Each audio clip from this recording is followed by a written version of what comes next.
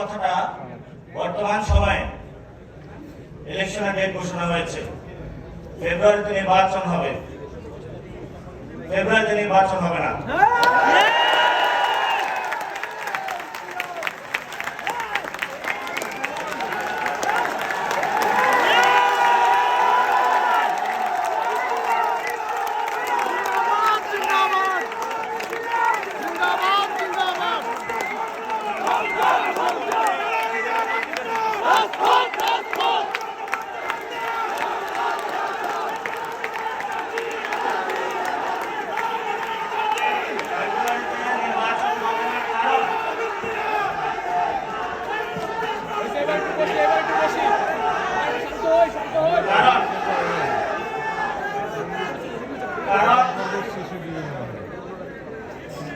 যদি ফেব্রুয়ারিতে নির্বাচন হয়, আমার যে ভাইয়েরা শহীদ হয়েছিল, রক্ত দিয়েছিল সংস্কারের জন্য, একটি নতুন সংবিধানের জন্য, তাহলে কবরে গিয়ে তার লাশটা ফেরত দিতে হবে এই সরকারকে।